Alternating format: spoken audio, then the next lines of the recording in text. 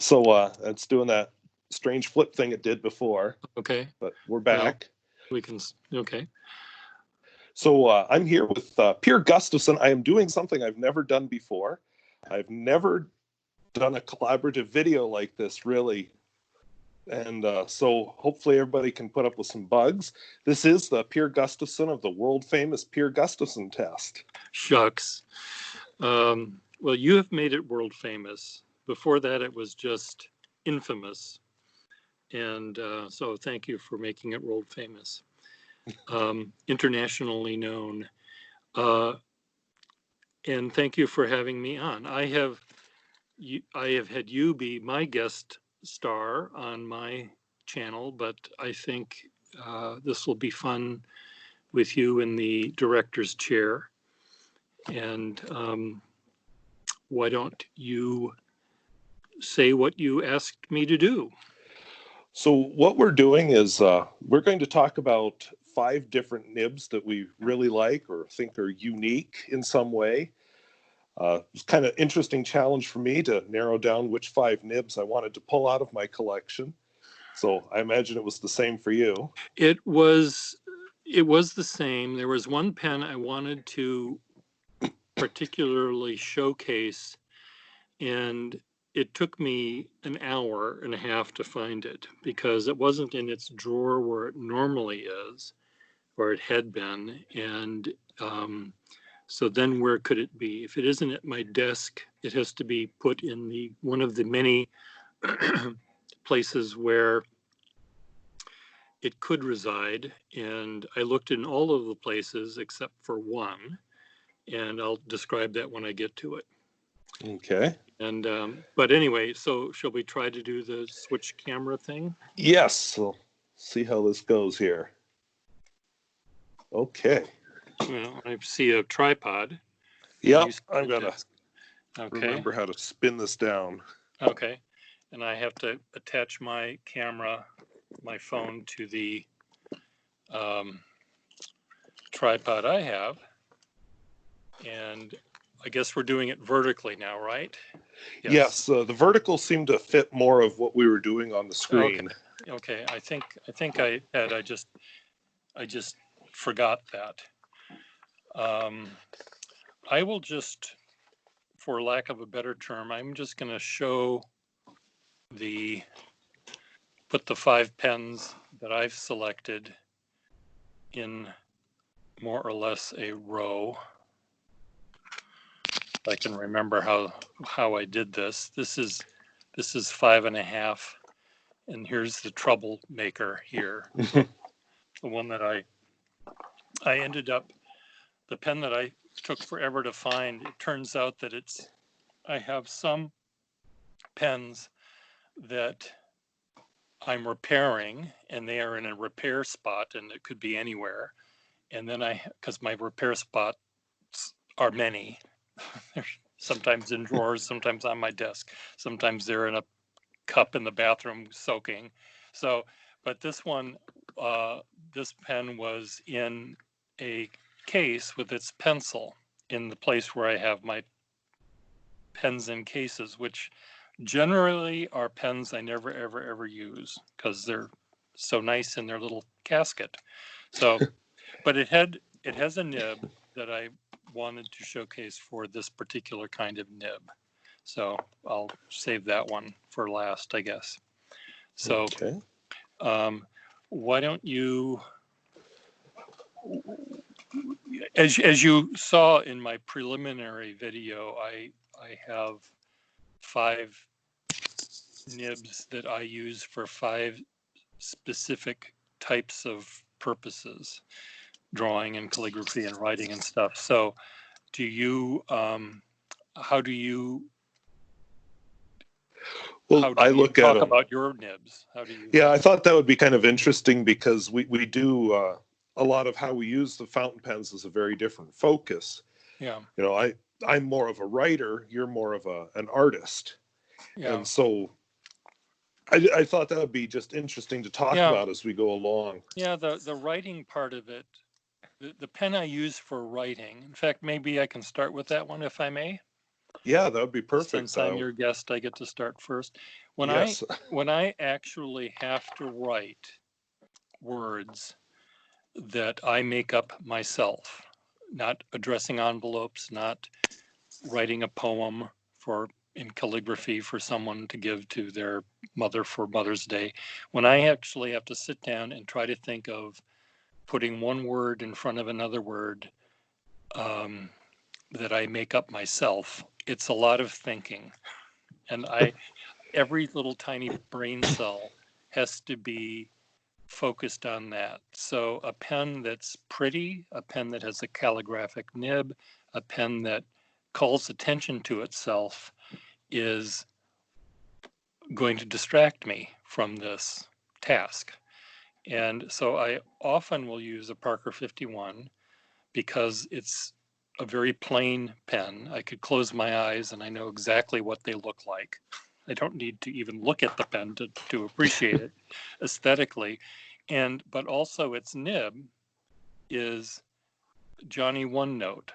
It will, I'm not seduced to make curly Q lines and fancy script, so I can sit there and I can try to write the words I want. But I love 51s that also, by turning them upside down, I get a finer line, a much finer line.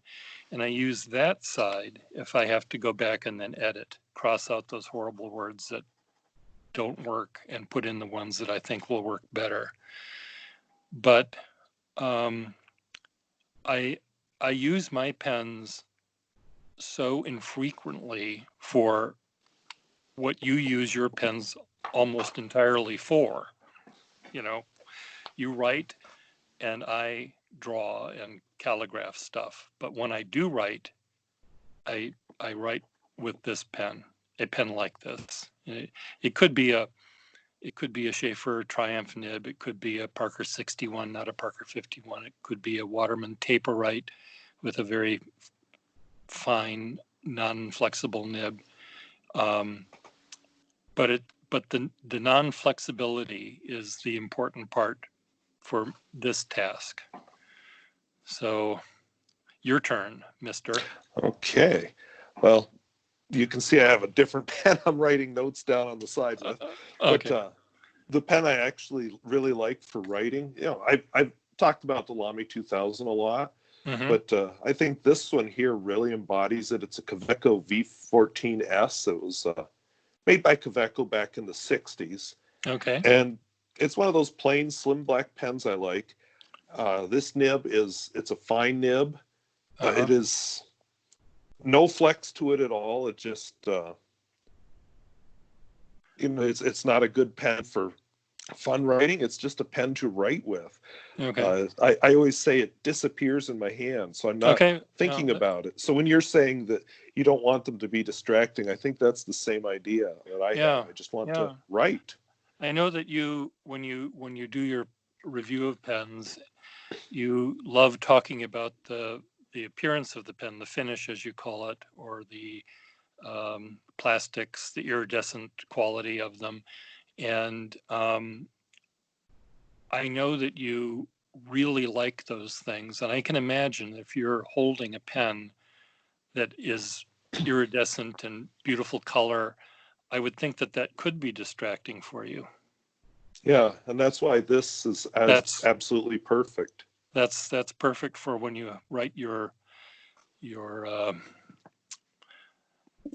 would and you use a pen like that when you write your Writing my novel you're or writing your novel. I was going to say you writing write ideas down. writing ideas down. What do you write with the would you write with a different pen if you were writing a letter to your parents? Yeah, my parents, I might use something a little more fun like the Okay. Aurora 88 or, Yeah, it's I usually parents stick with one color with them. parents appreciate that. They want to see the extra effort. Okay, so that one is similar to this. That's the closest I think to this in terms of how you're using it the same way that I use this pen. Okay, you pick another pen, and I'll see if I can find a cognate to your Okay. second pen and my 4 remaining. Well, I thought it would be fun to just look at one of my flexiest pens. Okay, good. So I've got a Central Pen 100820 because those communists had all kinds of fun names for their Oh yes, pens. of course, yes. It's a very romantic name. It's a Those communists. Czechoslovakian pen from the 1960s. But, Okay. you Oh, know, and it it does. is a very Yes. nice finish. Yeah, I can see that. But, you know, what I've really fallen in love with is this nib. It's almost feels like a paintbrush. Oh wow. Okay. So Well, I'd be curious what your really flexi pen is. I know you talked about okay. using it Well, for sketching and rendering. you have to make your pen write something, Okay. because I don't believe you until I see it. And of course, I'm looking at this on my iPhone. So from the top of your Yeah, so it doesn't letter to look the so bottom, wonderful. it's maybe a half a centimeter. So it's not working very well for me, but I'll wait to see it in reality. I can see that there is clearly a difference. Yeah, and So, the biggest thing for me is that I can't show you over video is yeah. just how it feels. Okay. Well, that Nothing I is, have feels anything like it. yeah. The the way a pen feels, that could be, and the amount of resistance it gives you as you're pressing down. Some pens just splay there immediately, and they're just give in completely, and you have to be very careful not to press down too hard, because they're very weak almost in that sense. And there's some that want to spread and be very fully flexible, but you have to work at them.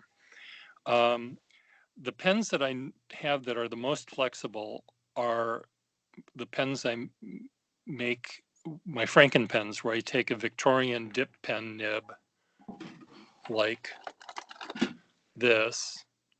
This is quite large, and I don't have a pen that can even fit in.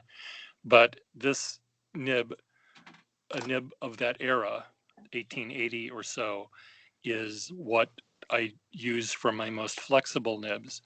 In my pen collecting life, buying vintage fountain pens, I have only come across maybe a dozen pens that have the flexibility that resembles the Victorian era pens.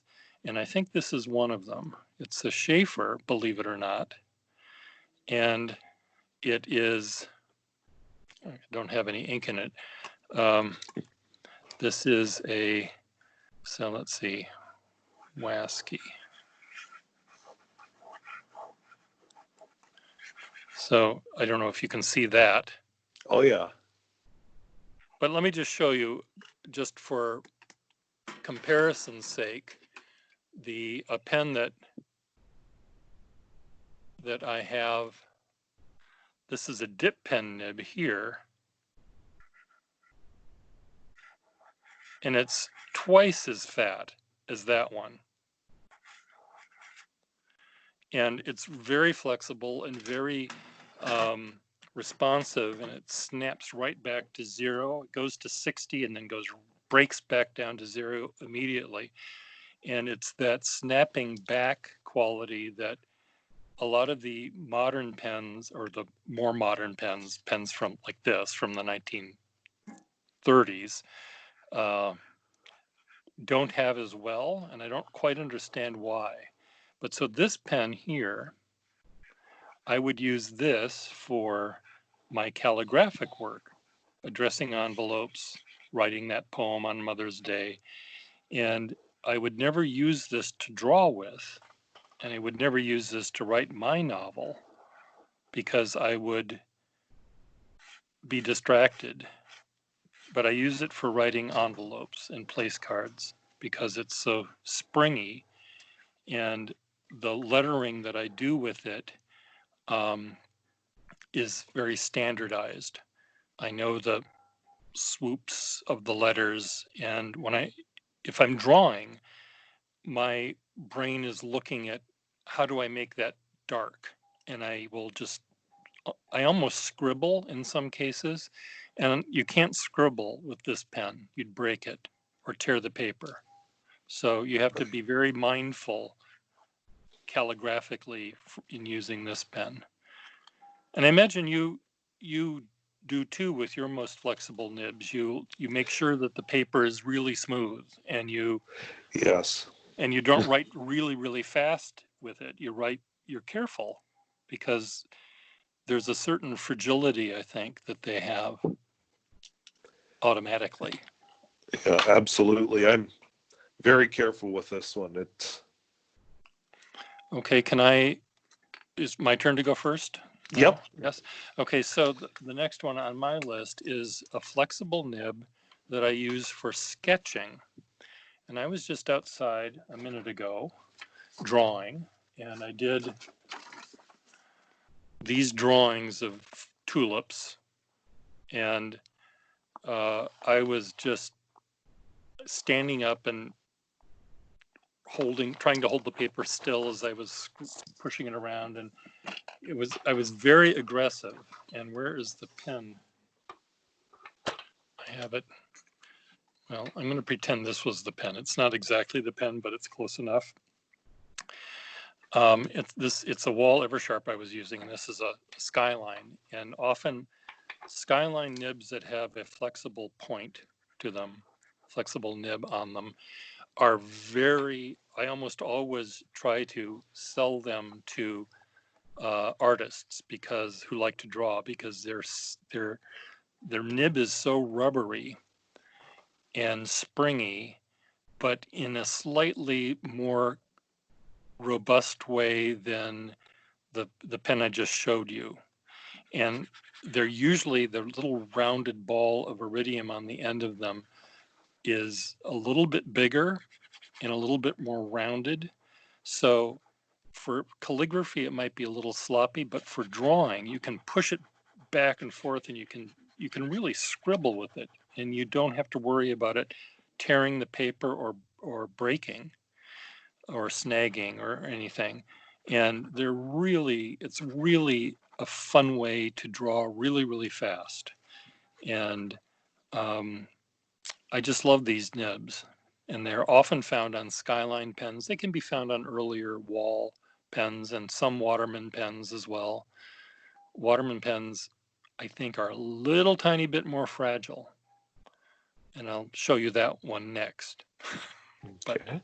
But this is a good one for sketching. So the thing that you might have that's closest to this might be a pen that you write really, really fast. You write your notes. You're not writing more than a word or two, milk, Cheerios, toast, or whatever, for the grocery store. Or I don't know. What do you ever find yourself where you like to write, or you have to write really, really fast, and you have a pen that you use for that? Well, I'd probably go back to that Kaweco Okay. V14S or Okay. Lamy Yeah. 2000. But Okay. I was thinking of a nib out of what I have here that would be like what you're talking about, more Okay. robust. Yeah. So this is a more modern pen. This is a Platinum 3776, Okay. but it has a soft, fine nib in it. Okay. And it has a decent tip on it, not huge, because Japanese pens are really they're fine. Okay. But it has that flex, but I will push this pen and be rough with it in a way that I would never ever do with Oh, good. this Good. Centro pen.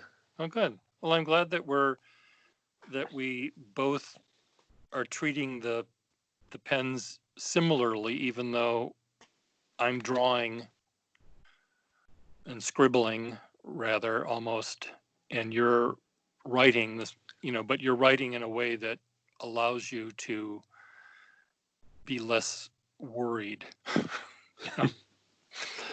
So if you were writing a letter using that pen, who would you slander? Who would you say? Oh, I can think of a few people You slander. can think of a bunch of people. Okay, well, we won't go there.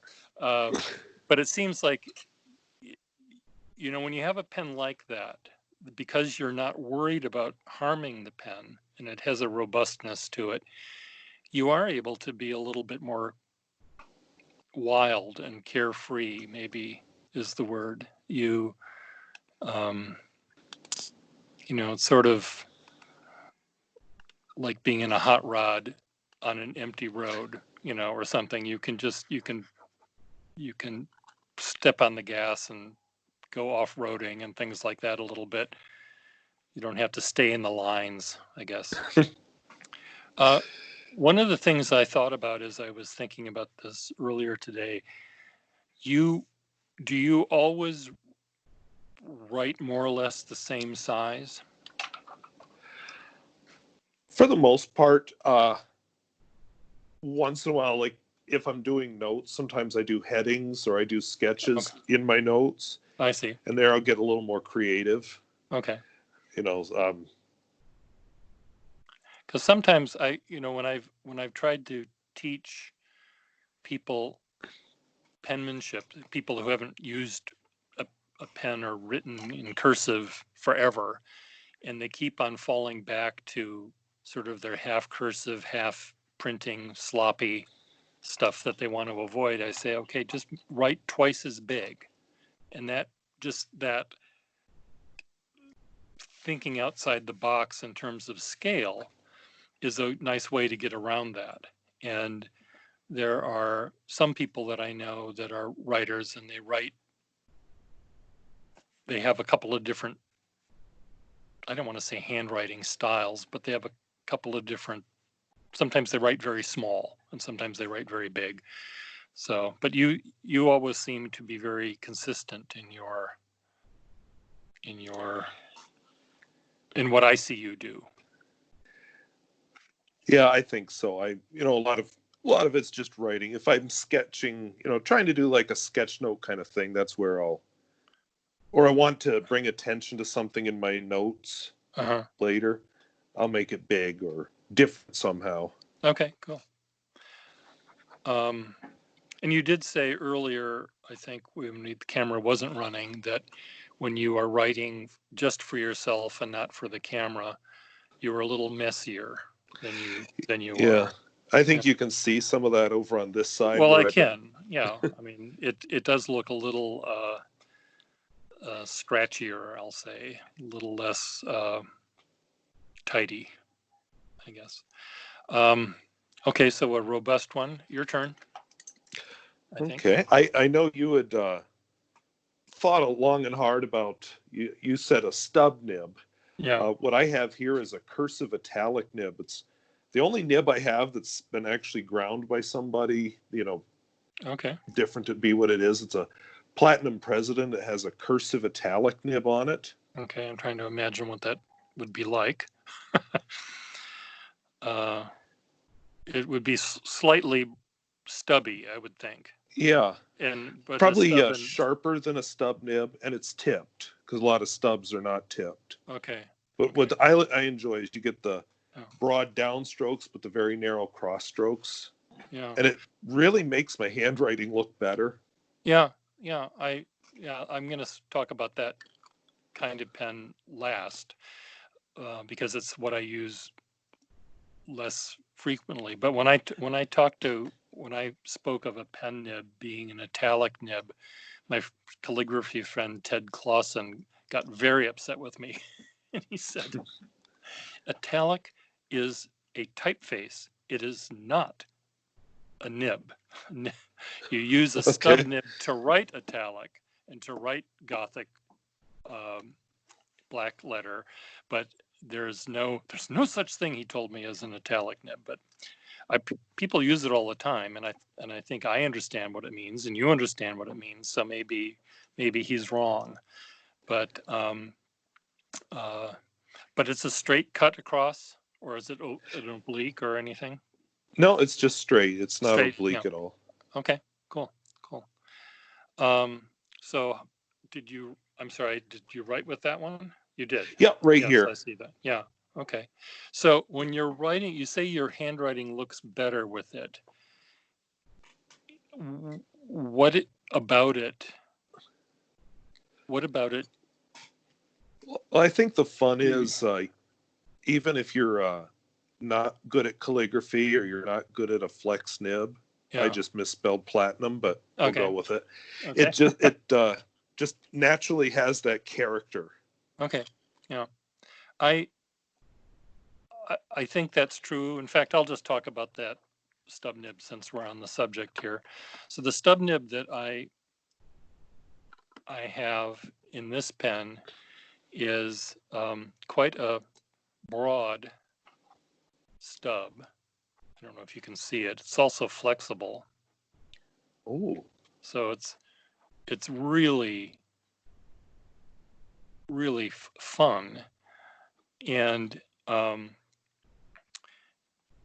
it is a pen that wants to print. It does not want to do script.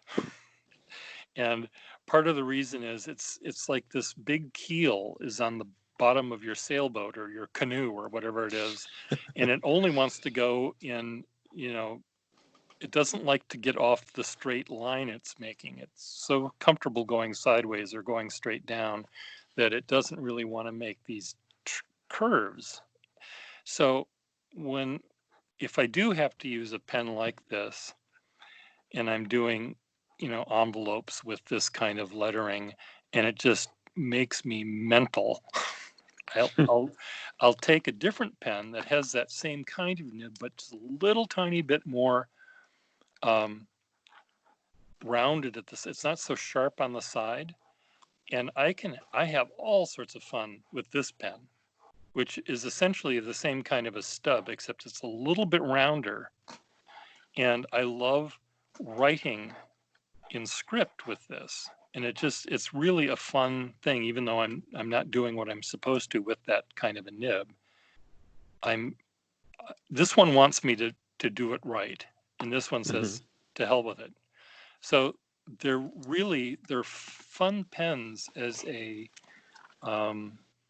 diversion for me, because I don't normally do that kind of lettering, and but when I do have to use that pen or a pen like it for a particular job, when it's over, I grab this pen or a pen like this one that has the same sort of footprint as the one that I just used, but it allows me to to calligraph or to do script with it.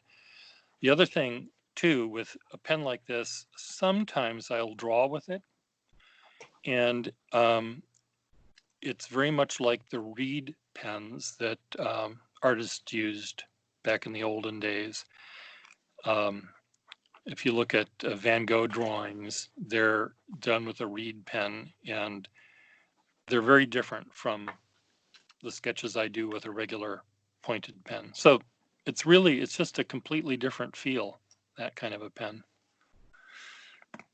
Um, Now the last one is what? What's that going to be, Mr. Squirrel? Well, mine is kind of a flex / daily writer, so Okay. I'm curious to see what yours is. Well, I was out of order. I don't have it quite in the same kind of order as you do. But anyway, we'll find out. Let's do yours though first. Okay. My last one is another visitor from behind the Iron Curtain. This is Uh, a Rex pen, so it's made in, back then it would have been called Yugoslavia, but the company is still around. It's in Croatia now. But okay. it's kind of fun is, even though it's this communist era pen, it has a Yeah. Bach nib on it. They made a lot of pens with these German Bach nibs, Oh, okay. and it's a gold nib. But Oh, the pen is so utilitarian looking, yeah. but you can have so much fun. So it's it's the love child of maybe that second one you showed me with the flexible Yeah, that nib, could be. and maybe the first one. You said it's sort of the daily writer, but Yeah, daily writer, but with some fun in it too. yeah, yeah. So it is sort of the love child of the first two, um, because it seems like it's one that you feel most comfortable with. You don't worry about springing the nib. It also makes your writing your novel a little bit more enjoyable, maybe. Or not, I don't Yeah, know. it'd be, if I'm having trouble one day, sometimes just switching out the pen, Yeah. just kind of, I don't know, it's like Re- it jogs your brain and makes it yeah, work it's sort of differently. like pressing the reset button on the computer or something. It does, you do have to change your the way you hold the pen, the for a few minutes you're a little uncomfortable maybe, but it eventually sort of pulls you back to where you need to go, and but you're sharper because of it, I think. Yeah, that's a Uh, good way of saying it. yeah. The last pen I have here, which wasn't necessarily meant to be last or best or anything, but this was probably back in the early days of my collecting.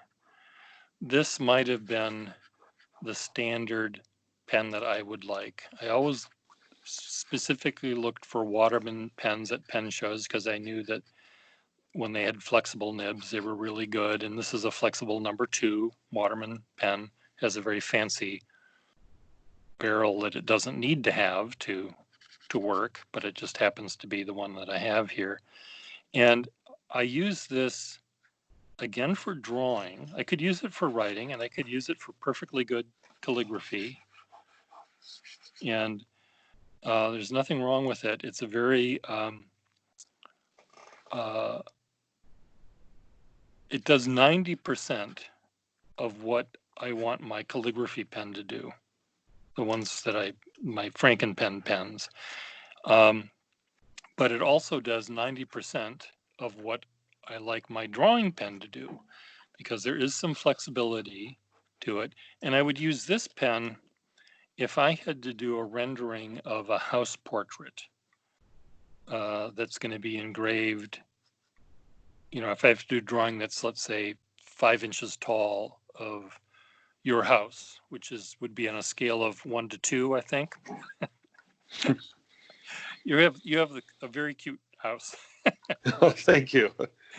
It's almost the size of a Monopoly house. But I often have to draw very, much larger, grander houses that have, 3 stories and turrets and columns and all sorts of brouhaha on them. And then I draw them usually at about 3 inches tall or 4 inches tall, and they will be reduced or redrawn by an engraver to be something that's only an inch tall. So I have to be very careful in my rendering because I know it's going to be re-rendered. So I'll use a pen that's a little bit less flamboyant than the one that I used sketching. It's just a little reserved. It still has a flexible nib, but I'm making lines that are more standardized. I'm not making a line that goes from one side of the page to the other in a second. I'm making little tiny lines, cross-hatchy lines, and then when I want to make a thick line, the thick line is not going to be very big either. So it's a pen that,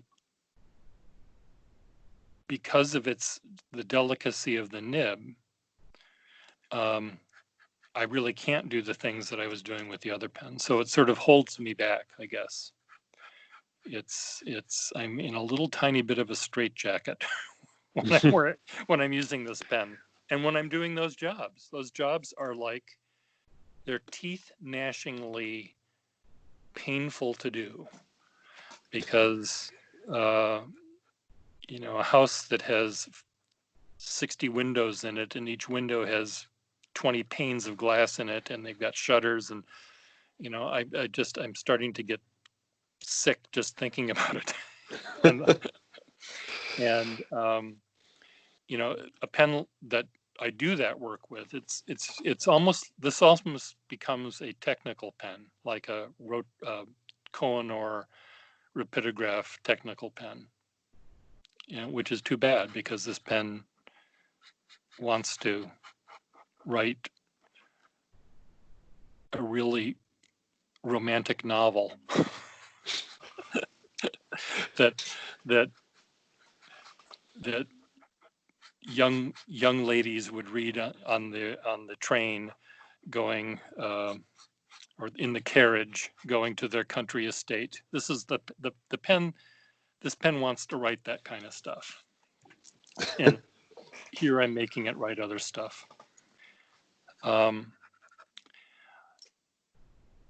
I don't know if you remember, Waski. Sometimes I will talk about, or I will show that I will put a pen nib into the pen that I think it belongs in. And an example is this stub nib. Originally, this nib came on a longer green Wall Eversharp. And this is one of the kinds that you can unscrew, and I unscrewed it. It's like an Estabrook nib, these personal point Wall Eversharps. So I unscrewed it and I put it in this one because the stub nib I felt belongs in a stub pen. And because I'm lucky in that I've got thousands of pens that I can do this nib swapping and make them fit right. And I also, with the pens that I have on my desk that I use for my calligraphic work, I luckily have as many as I do that pens that are green, I use with green ink. So I don't have to continually wash out the old green ink out of the red pen to put red ink in it. So I keep them sort of, I have a quantity of these pens here because I will use this normally for just red ink. But the shape of the nib, the type of nib it has, I love to match them up with the pen that I think they belong to in. And from a personality point of view, I guess, this pen that has that nib that should write the romantic novels, this is the pen that they should be written in, not a plain black one, but this gold thing with all the flowers on it.